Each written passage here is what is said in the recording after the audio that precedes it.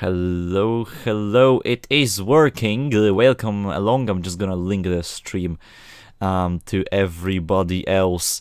Yeah, but welcome along, ladies and gentlemen. Miran, you're on as well. Yes, hello Kai. It's great to be back with you for the very anticipated return of MMS after a very long hiatus. I'm glad to be back. So am I, and we're starting with a completely new series. Quite an unexpected turn of events, isn't it? Yeah, I would say it is, but we are here for the brand new all-electric Formula E tier. Yes, we are, and it should be a good one. We are here at Manfield Park, also known as Circuit Chris Amon. And it's qualifying time for the first time in MMS. We're gonna do qualifying live. That is gonna be quite fun, I presume. Obviously, we've never seen how a qualifying session happens. Usually it's only with the click of a button and we get basically instant qualifying results, but now we will witness the drivers coming out of the pit lane, setting lap times and giving it their all to secure pole position for the first ever race here at Formula E. Who will become the first pole sitter? We're gonna wait and see, and that question will be answered in 15 minutes time. Yeah, it should be a good race, good series. Circuit Chris Amon, quite an interesting one. Not the highest amount of corners. I try to stay realistic, sort of, to the Formula E theme with the calendar. You know, mostly running short circuits, but staying away from street circuits for, you know, the reason being the fact that also rain was forecasted. But that's not the case here, is it? It's sunny skies, so elusive weather forecasting here. Yeah, I guess it just, I don't know. Yeah, well, the reality of it is, I did a test race in the rain, and the cars couldn't make the two corners we went through, like the hairpin that now Alex the one just went through on the minimap. Yeah, the AI just kind of don't like that corner in the wet. But yeah, it should be an interesting session, 15 minutes. I'll try to run qualifying in every series that we do, but when it is impossible, I will notify you guys, because Air Factor is a finicky series, a game to run. For example, Bahrain doesn't have enough pit slots, so in F1 we will most likely simulate the session, so I'm sorry about that. Well, yeah, it is a very, very old game, so there are obviously limitations that do come with it. Either way, it still holds up quite well today, I'd say. Yeah, here we go. Make a sing now on a lap for the, I believe this is Dragon team. Yes, that will be. As he will be the first car, he will be the benchmark driver to try and beat. He pulled a decent gap on Robert Andras White, so I suppose he'll be a tad faster than the Swede behind him. Clips the curb. Yeah, but either way, Milka Singh is gonna start his lap, the Indian, in the Dragon Racing. And he gets beaten. Yeah, look at that. Okay, It's been beaten by Weitz, but still there are other people pounding around the circuit. There's a few guys across the line. Yakama slots in behind Singh, and Jesper Intersport as well takes the second position just behind Weitz. Yeah, there we go. Alex Luan goes second, but look at the gaps. Yeah, it is very, very close at the top, and I wonder if we're going to continue to see gaps like that, or if there'll be a bit more spread out as we have the other guys coming across the line to set their first banker lap. Yeah, as now we're on board with Josef Unterberger from Austria, one of the few Austrian drivers who clips the curb a bit more aggressively, gained a few time for sector 2 on Robert Andras Weiss, but he goes 8th. That's last, and he is a full second. Oh, what happened to Cuestas? That's a horrible lap from the. Yeah. Okay, goddammit, what's the nation? There's so many different nationalities. He is from. Nicaragua, is that not? No, it's Guatemala. No, Guatemala. I get the Central American nations confused. Yeah, because I know I often mix up Honduras and El Salvador, but that's not the case here. Oh, he goes wide. Oh. John Voda had to avoid that as more cars setting laps. Bordeaux and Simbok Ebok jumping into second and third, very close to the time set by Weitz. Because where is there is ANGML, but at the moment his lap time is not looking too impressive. Yeah, I don't think it's gonna be a very good lap time from him. Either way, we got some other guys on track. As there's Unterberger coming into the pit lane, but Voda's gonna go across the line to set his lap. Let's see where what he goes. happened to Sierra Knox? Dear Lord! Oh, Knox goes into the Mac of Nevers. That's damage to Sierra Knox. I'm gonna have to see what happened. That's a very bad lap for. I guess the only logical reasoning might be she got held up. Made a move. Whatever it is, the setup might be completely wrong as well. But we're gonna see what happened to Sierra Knox. Leaving turn 1, which has a name, by the way, and... Oh. Yeah, really unfortunate timing there for the American. That's on her. That's on her completely. As Knut Cook goes into 13th. I managed to keep a straight face. I'm proud of myself. As Raymond Tanner from... I mean, no, we can't really do qualifying penalties because of fact and how it works. On single player, I have no power, basically. Can't set grids or anything. And look at that, Raymond Tanner already out of Sector 1, 9/10 behind the current pole sitter. That's not looking good.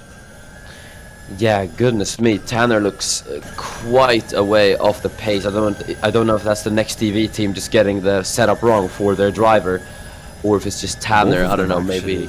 Because Questas is also quite a bit off. 4/10 is not what you want, especially when you look at the top 8, which are all kind of condensed into 1/10 of a second.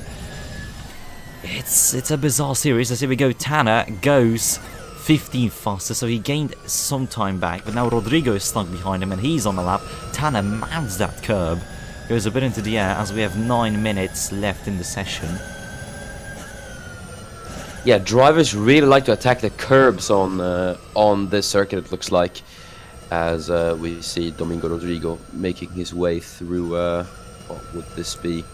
I think that would be not the Castro Lesses, but it's the corner before the Denny Hulme straight. Yeah, as now we're on the Denny Hulme straight and into which corner? Higgins corner. Yeah, I need the trackman, man. I closed it. Can you send it in the chat? Yeah, hold on. Thank you. Got you real quick. There we are. Okay. As they're just gonna round the final corner, namely the Dunlop Corner. This is. You can see there's a bit of banking as. Oh, he gets held up a bit by Tanner coming into the pits.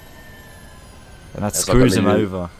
Yeah, that's not good news for Domingo Rodrigo, as that's going to only be P18 for the man from Mexico. There's Freddie Jenkins coming out of the pits. Pit lane. Obviously, he has very vocal opinions on Twitter, as we all know. Yeah. Jenkins really happy as well to see an all-electric series hosted by MMS. Yeah. I guess he would be very happy about that. Here's Sophia Romano, the only Vatican driver in MMS, history, obviously. As well. In MMS history, yes. Obviously did IndyCar last season, now moves over to Formula E. I believe she's the only non-rookie alongside Alex Luan and John Woda to have experience outside of Formula E. So yeah, apart from, I suppose, unless we count the GT series, that's a debate we can have. Yeah, because if we counted the GT series, then we also have to, we have Simberg Eborg. I know Reinhardt also has done a few races, ANGML as well. So there are a few drivers. Here we go, Sophia Romano on her lap, clean air in front of her.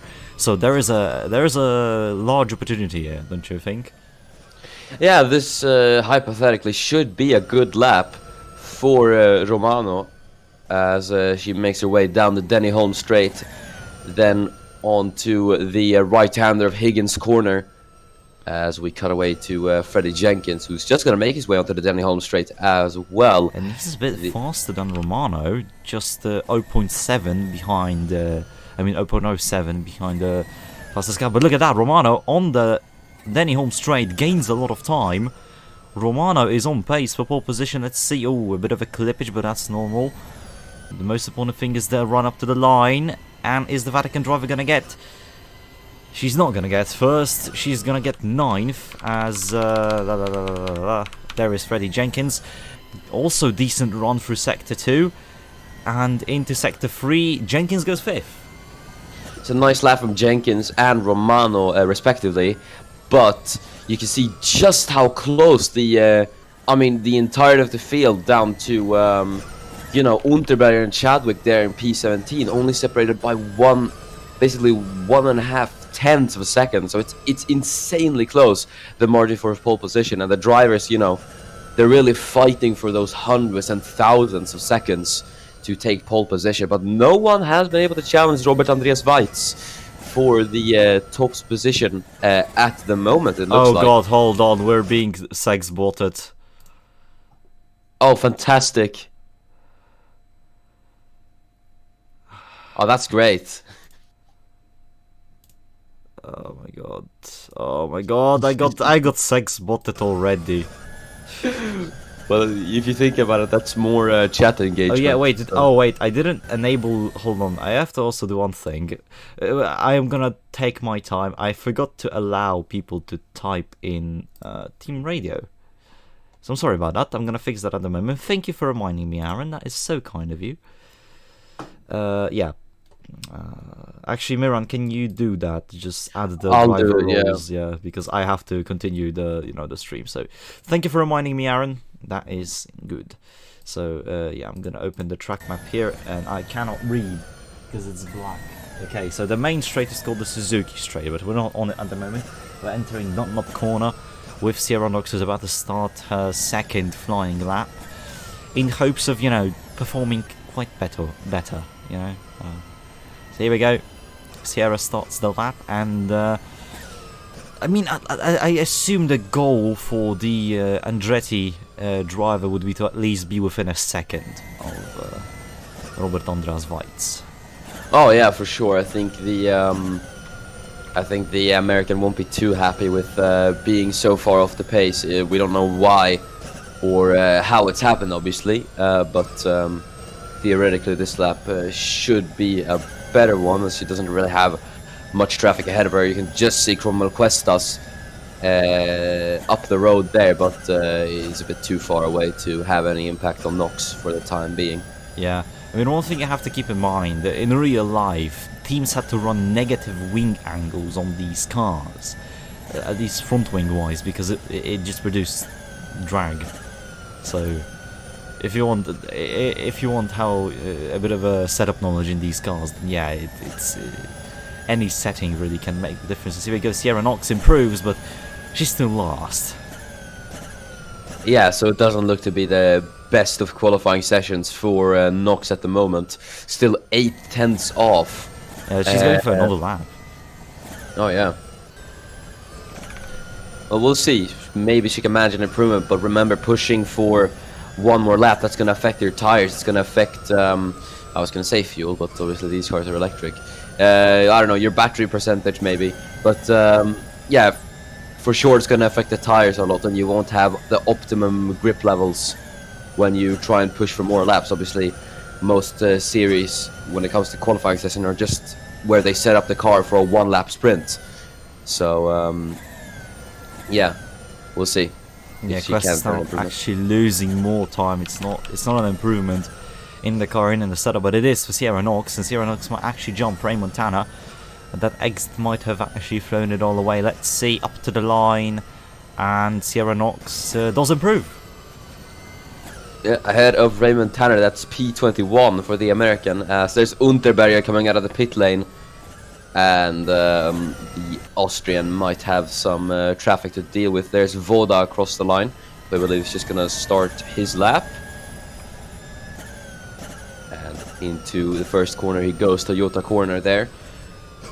Oh, clips the inside curb there as he's got to make his way around the turn 2 here. And now down to the Castrol S's, as these are called. Through the left and into the right. As you can see, there's a lot of camber. That's going to help the car turn in as he heads to turn 5 as well, and now down the Denny Holm straight. Quite a long straight for these cars. Obviously, these things aren't built for top speed. They're more built for the acceleration and instant torque you get from that electric motor as you head through Higgins Corner. Another banked corner as well, as you can now open up the car down this little back straight as you prepare for the final corner, the long right-hander of Dunlop Corner, as these drivers love to attack that inside curb, as you can see. Try to get the best exit possible. Not looking like an improvement by any means. No. So Jesse, maybe track conditions changing because the drivers are not really improving. There is Torben Toft from Denmark, also struggling a bit. Yeah, look at that. How do you lose 9/10 in one sector? Yeah, that is absolutely crazy. Actually, none of the drivers that are out on track, none of them are improving. There is Freddie Jenkins leaving the pit lane, and there is ANGML. But at the moment, yeah, it's not really looking like anyone's improving. We kind of seen that in pre-season testing in Formula 1 yesterday, which obviously was just streamed on the Discord channel. If you're new, and if you just got to MMS and you somehow found this transmission, then be sure to join our server, as well as the ACOC link down below. Hey. Yeah, we got the plug-in there for all the 4 viewers watching. Either way, qualifying session is just going to come to a close as we have 30 seconds just about remaining on the clock. We've got some guys who are just going to finish up their final few laps, I do think. Yeah, they're going to try and squeeze in as much time. Actually, when I did the test race here, I saw, I believe, the truly ePrix team do something that really just baffled me. So the clock ran out, but because the drivers didn't have like the, you know, checkered board next to the name, basically what they did is they went out on the track to do an outlap and then, you know, complete the outlap, and then they got the, you know, checkerboard flag. So they did an additional lap to probably test the setup in.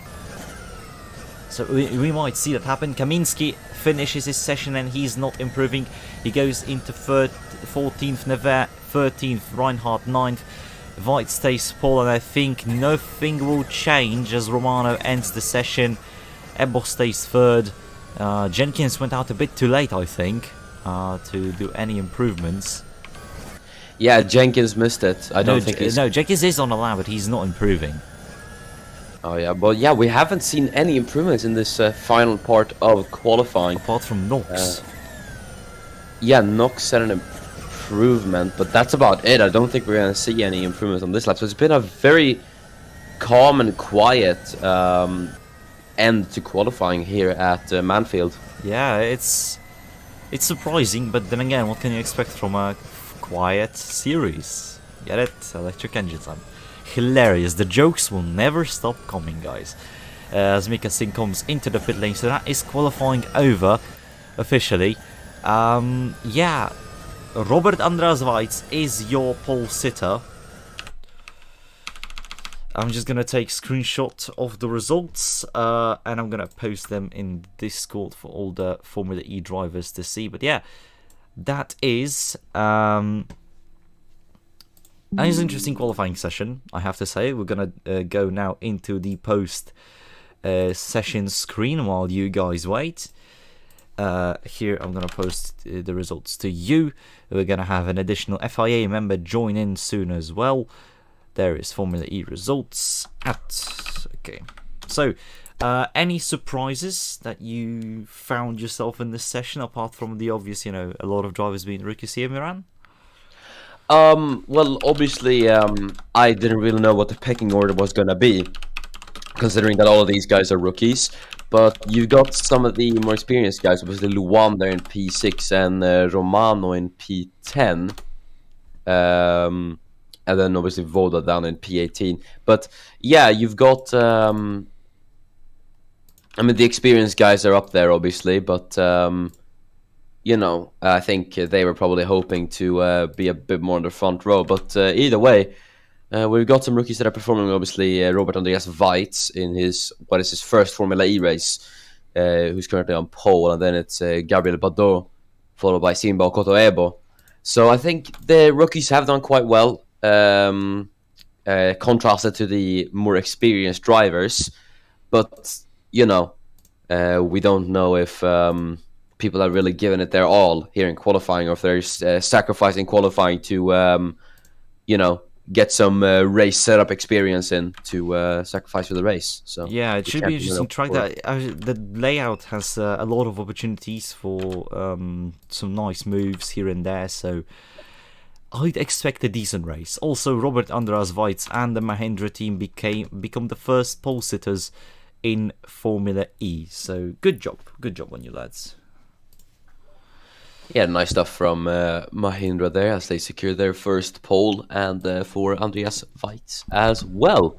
It's going to be a pretty interesting session, though. The big question, though, especially with how close the gaps are in the top 5, it's not even a 10th. The question is who is going to lead after turn 1. As you can see, they're not lining up with one car ahead of the other. They're lining up perfectly parallel to each other.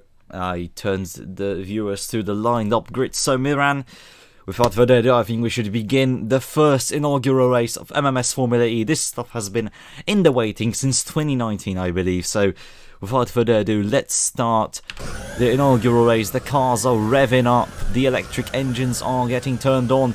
It is Weitz, Badeau, Eboch, and Fitcook and Jenkins in the top 5, and here we go, and it's a good start from Badeau. Weitz sleeps on the start, Fitcook goes into 3rd, and we're gonna see a lot of moves into third one since it's a hairpin. Let's see, that's the older Audi eSport car, and it's an Audi 1 and 2 at the moment, as Eboch joins his teammate into third one. A bit of contact between Jenkins and his teammate, side by side within the two Amlin Naguri cars, as it is Luan in front of Jenkins. A bit of a nudge from the Mahindra behind. I have to keep an eye on this line as I have to crash him. I'm not going to use the Jensen technique on the track this short.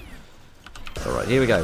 So, that is Romano. That's ANGML off. 2 cars off. Yeah, that was ANGML who went off the track, as there's Volda who's dealing with Chadwick up ahead. We're going to see as Chadwick was side by side with Kaminsky there. And just had a Unterberger. Oh dear, just clips the back wheel of Unterberger. Yeah, that's unlucky for both, but that is, I believe, Voda's fault. That might be a penalty. And then we can see 2 cars going off, and that's also Raymond Tanner with damage as his teammate hits him, and that's what causes Questas to go off. So that's a horrible race start for Drayson Racing, as the British outfit, both cars damaged on lap 1, not what you want. Also, what happened to ANGML? He just goes a bit too wide. Yeah, that's just a personal error from ANGML, and he makes contact with car as he rejoins there. Yeah, so Voda gives damage to himself, and I believe that was Unterberger, so there's definitely going to be a penalty. Same with Questas and his teammates, and that's unlucky already. Some drama in this race. Tanner and Questas contact as Weitz chasing down the Ugandan driver of Simba Ekotebo. Dramatic start to the race. Yeah, Weitz really just didn't get the jump that he needed to, and Badeau, you know, did fantastically off the start. And then you had Okoto Ebo, his teammate, who, you know, got the jump and was able to secure an Audi 1-2. And Weitz might be under pressure for another position. As there, I think, contact. Yeah, there was contact with ANGML, and one of the trolley cars would have to cut away because the FIA is asking for more material. This is on Voda. I mean, Unterberger was going straight following Chadwick. Voda just misjudged it. It's definitely going to be at least 5 seconds for John Voda. Yeah, there's not a lot the Austrian could have done there. Yeah, and then Questas. I suppose this was a chain reaction because there was a slight conundrum ahead, right, with Volda half spinning. So I guess Tanner slammed in on the brakes and Questas had nowhere to go. I would be willing to give them, you know, the benefit of the doubt that that was a racing incident because, you know, of the pileup in front. If you look, Volda half spins, the cars do slow down. Questas has nowhere to go as Nogs behind, teammate in front. Yeah, it all happened so quickly as well, so... Yeah. A lot happened to ANGML here, let's see. So, he's following Tanner, and Tanner just... Oh my god. Oh! And we have a Nick Heidfeld, just like the real life Formula E Grand Prix. Tanner and ANGML, big accident, miscommunication. Oh dearie me. On board with Raymond Tanner. He has to come into the pit lane. I suppose he doesn't look in his mirrors, and oh my god. Horrible accident. This reminds me of the Visa, I don't know if you know, the Visa Las Vegas race. The E-race, do you remember that? It was a sim racing event hosted by Visa and Formula E back in 2015 or 2016, and there was a similar accident. Oh dearie me, Tanner straight into the wall at high speed. I mean, he was going around 140 kilometers per hour. That might be an injury. Thankfully he went into the tire walls, that might mitigate some damage. But dear, that did not look good. Yeah, especially not for AMG and Mel as well. You can see into the pit lane, he completely flipped over the Venturi. As you can see, into Unterberg he goes, and the tire bar just completely sends him flying.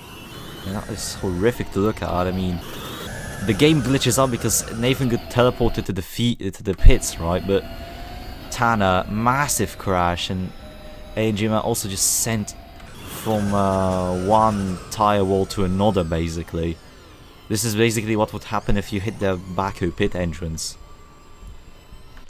That's gonna be, yeah, that's big damage for the teams. We're just gonna have to hope that the drivers are okay. But there is Robert Andreas Veit. No! Oh my goodness, there's contact between the leaders, and that is Veit without a rear wing. Luan goes wide as well. It's gonna be Simba to Ebok into the lead. Few more cars run wide, but that is drama. That is basically okay, so Verde got a time penalty, so Badeau will also get a time penalty, and that's Knut Fittkoek going to the inside, but also contact. He might not get the lead. Ebok might get the better run on board with Alex Swan, who's behind all of this. Contact on the straight between him and Fittkoek. It's almost like NASCAR racing. As you can see, everyone's just in this pack here. As there's Okoto Ebo on the outside, Badeau completely losing out as Jenkins gonna try to slip Fittkoek still contact. Please don't repeat the crash. They will repeat the crash, and it's another one into the wall. But they continue on. But that is damage for Knut Fittkoek, as now Yakama might go for a move. Yes, Sprintersport to the inside. We can see Fittkoek slowing down because of the damage. Reinhardt in the Ver right behind him. Drama in this race. Yeah, that was just for Badeau, just completely. Oh my goodness! As there's more accident, there's Romano without a front wing. Race pace doesn't exist in these cars. As there's oh dearie me, that's a car flip. That's Olivier Kaminski. Oh my goodness! What happened here? Jesus, lap 1 was pretty calm. Lap 2, oh that's Goodness me! Oh, we got sex spotted again. Hold on. They keep coming back. I guess they just love the MMS Formula E action. Yeah, but look at this. So basically, Toft and Kaminski collide. Very bizarrely as well. That's some realistic tire model though. Look at that, Kaminski. I mean, iRacing. But yeah, Kaminski was fine, but Toft was still sideways. And they went 3 wide, and Toft basically had nowhere to go. Sierra Knox is just, you know, sees a gap, sees the opportunity, goes for it, but it does not end well for any driver here. Deary me. That's definitely a racing incident, but so many penalties will be given out for that little accident we had previously, as I have to ban the sex bot. Give me a second. But Kaminski should be able to carry on after that incident, just that he has quite a lot of damage, and he's gonna have to come into the pit lane for repairs as well. So then goes to Torben Toft, as there is Domingo Rodrigo getting involved into this little battle, as he's side by side with Milka Singh, and they're on the inside. The 2 teammates collide. I think that's Chadwick and Romano. Yeah, luckily no damage, but dearie me, as there is Jesper Intersport onto Kim Yakama to the inside. The Romanian driver gets a decent run, but is squeezed onto the curbing. Luckily no more drama. It's now Freddie Jenkins from USA battling Simba Kotaebo for the lead of this race. Might give him a bit of a nudge. They're very eco-friendly driver, his teammate behind him. Singh, Chadwick and Rodrigo then, followed by Sierra Knox, still a bit of the pace. And yeah, the cars that left the pit lane now are lapped, I can confirm that. Yeah, it's such a short circuit, so they've all been lapped, which is a shame obviously for Badeau and Weitz, who were, you know, chasing down the victory. And now they're Oh, down are to you dead kidding last. me? Jenkins and Ebbok collided. Jenkins going for a wild ride here. It's a big shame for Jenkins. Yeah, overall the drivers seem to be struggling. They might need to ease off the aggression next. Yeah, and that brings Luan into the lead. Yeah, and Luan has a comfortable lead over Ebbok as the Yakama now goes to the inside and gets the move done. Intersport might follow him soon, as number more with Alain Nevers, who was one of the only cars to actually meet another one on circuit, contact-wise, in qualifying. Referring to the Knox accident. Oh, Jenkins covering off the line there. Jenkins covering off quite aggressively, but what I think this race is going to be about is not about making moves so quickly. It's just going to be about getting your car to the finish and, you know, keeping a consistent pace. Yeah. So I don't think necessarily you're going to be... The man who wins the race is not going to be the one who makes the most overtakes. It's going to be the man who keeps just drives a calm and quiet race and, you know, brings it to the end. So we could see people like Singh or, you know, Nuer take the race win today, but obviously I won't say that they're going to do it for sure, because I don't really want to jinx anyone. As there is Domingo Rodrigo on Alexander Chadwick on the inside line into turn 5, and it gets done. I was just going to say that as it goes wide, that's going to grant Chadwick the position back. Yeah, the hairpin that we just crossed, is that Higgins? I believe it should be, yeah. The corner is very difficult, and that was the reason why the race is not run in the wet, because the AI just couldn't make it. But yeah, with a series with this close racing, it was only, I think, it was the only option really now for us to have these accidents. When a field is so close, there can only be so much space for the drivers to, you know, fit in and place their cars. Accidents are bound to happen. Real life Formula E also wasn't a saint in that regard, so, you know. Yeah.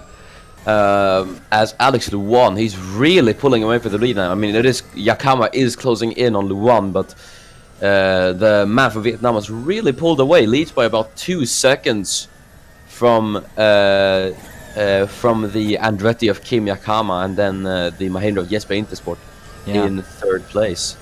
This is what Formula 1 experience really gets you. Alex1, of course, being the driver for Eurobron last season. He's really doing well. You know, he was pretty much in the top 6 since qualifying. So, you know, despite not doing the best in F1, he's doing really well here, and definitely using his experience to his advantage as Mika Singh is catching up to this little pack. Chadwick in the world of his own, really, as Sierra Knox now catching up to Domingo Rodrigo. Knox might have actually understood the car now. Yeah, Knox seems to be on it now. They're obviously involved in a bit of incidents in the first half of the race, but I think she should be alright now as they head through the first corner on the curve there a bit for both Knox and Rodrigo. Obviously, Rodrigo ahead, falling back on Alex Chadwick there up ahead as... after that mistake from Rodrigo, obviously, and that's allowed Knox to catch up. But yeah, obviously started, what was it, P18, now up to P8, so... I actually saw the P20, 21. Oh yeah, even better, so that's up to P8, so a lot of positions gained for the American. Here we go though, that's Kim Yakama onto Alex Luan. Luan lost 2 seconds in 1 lap, and that's the Japanese driver now taking the lead of the race. Yeah, the top 3 though bunched so close together, so it could get a bit hairier. Luan though is gonna try to get back the race lead from the Japanese rookie, as Jesper Intersport might try to play the hand he's dealt here and make the move on Luan. Alain Nuer could get involved into this as well, as we now have a 4-way battle for the race lead. Yeah, it's fantastic, but remember how the original Formula E race ended. It was not that people in the top 2 winning the race. It was Lucas de Grassi was quite you know, the way behind him, as there's Nevers to the inside of Jesper Intersport trying to take away the podium from the Romanian, but Jesper with a better exit, he gets the position and he keeps it. Yeah, good defending there from Jesper. Either way, Alex Luan still putting the pressure on Kim Yakama, and as we've already established, MMS battling is very costly. As you can see, Intersport and Nuer have fallen down a tiny bit to Yakama and Luan. Either way, we are gonna see Luan and Yakama contact. No damage for the pair of them though. Luan really is trying to get for the lead. He tried to get a better exit, and now Intersport might go for a Luan on the outside of turn 1. He has the overspeed. Does he have the overlap? Never goes to the inside, and Intersport tries it this time round, bouncing about the curbs. Never might get Luan here. No, he doesn't. Yakama gets the Vietnamese driver. Not really. Still side by side. The Amlin. Oh no, they can't. Oh my days. So much contact through the Castrol S's as they go side by side once again, and it's now a top 6 fight for the lead. Luan gets it. Luan's into the lead. Yakama tries to hang on to second as Jesper Intersport joins the fight, and it's a top 8 battle for the lead. Oh, we're being treated to a real spectacle here. But yeah, Luan completely, I mean, it wasn't the cleanest overtake, that's for sure, but either way, he still just pushed on for the race lead, and you know, it was a super overtake from him, so really well done from Alex Luan. But I think Kim Yakama won't be too happy with losing the position. Neither will Jesper Intersport to Alan Nuer. So I think we're gonna see what will happen here as we see everyone heading through the final corner. There's Knox getting past Rodrigo, I think that is, but Domingo Rodrigo is going to try to re-overtake the American as Yakama still all over the back of Alex. Look at Chadwick out of nowhere onto Intersport. That's a clean move. Gets a decent exit, but Intersport also on the outside. Mika Singh joins the fight as we have now 2 packs of cars battling for different positions. That's damage. That's damage to the one. Oh no! And that is the race leader with damage. I think there must have been contact between him and Yakama. Yeah, it must have been. Yakama was really just trailing the bumper of the Amblin Aguri car, and it just couldn't have ended well. Yeah, that is Yakama. That is all Yakama. I mean, those have collided so many times. It was bound to end in tears for one of them. Yeah, again for the S's, they collided once. They got off scot-free, but you know, it was meant to be a bit of a warning, you know, not to repeat it again. It could have ended tragically, and it did this time out. Kaminsky is slowly catching up to this pack as the rest of the field is lapped, and Luan will join them probably. As here we go. Now, out of nowhere, Alain Nevers is battling for the lead. Yeah, I told you this would happen. Nuer, who's been remaining consistently on the pace, now on the back of Kim Yakama for the race lead, but he is going to have to hope that this goes off without a hitch, and he should be cleanly in the race lead, as Chadwick's going to have to defend from Rodrigo. There's Nuer already trying it on the outside. He has the exit. I think he has the exit. Yes, he does. Final lap of the race, side by side. It is Nevers. It is Nevers. I think Yakama might have an issue as he's pretty slow. Yeah, that's allowed Intersport to catch up as well. He might try to secure P2 from the Japanese driver as he sends one on the inside line and gets it done. What a move from Jesper. And look at Sierra Knox, it's 3 wide. Look at that. Intersport went a bit too wide, and Yakama got hooked on the Mika Singh. Jesper Intersport, Kim Yakama 3 wide into I don't know the corner. There's damage as they will enter Danny Holmes straight, and that's Chadwick and Intersport damage, and they're gonna Intersport's coming in. No, that is not the right call for him. But you can see there were 3 wide there. Intersport kind of backed out of it to go behind Yakama. Just yeah, slow down on time. That's not what you want, Alex. It's not what you want. As Yakama has received a 5-second time penalty, so it will probably not even be Yakama on podium. As there is Mika Singh on the outside, they touch a bit, but it doesn't matter because Alain Nevers is your first Formula E winner. Sierra Knox 21st to second. Yakama is not third. It's Singh followed by Rodrigo, and then I suppose we have Intersport and Chadwick as they both pit. And they completed their race. Then we're going to see Unterberger, Weitz, Badeau, Voda in the points, Questas, Simberg, Koto Eboch, and Reinhardt will finish off the points. Then it's just Romano, Jenkins, Fitcook, and Toft ending the field, and it is ANGML and Raymond Tanner out of the race. And that's it. That's been the inaugural New Zealand ePrix. Quite a few accidents to review, if I'm honest. Yeah, what a thriller that was, though. Really, just action from start to finish. I mean, you had some pretty shocking crashes. There's Romano. Oh, that's Romano and Jenkins colliding on the in-lap, as the one is still on the track, so I'm gonna just follow him. But yeah, Yakama with the fastest lap, so I guess that's a bit of a consolation prize for taking out your race rival. Either way, though, as I said, Nuer, fantastic job from him. as I said, this race is not going to matter about who's going to make the most overtakes. It's going to be about consistent pace and just surviving all the way to the end. And Nuer did that perfectly to become the first ever Formula E race winner. So really good job from the Frenchman. Yeah, so here we go. Those are the race results. I'm gonna grab them in a more proper way in a bit. But yeah, that has been the New Zealand ePrix. Yakama Fastest Lap, Alan Nevere winner, followed by Sierra Knox and Mika Singh. So a completely 3 different teams on the podium, 3 different nationalities as well. And wow, that was a race.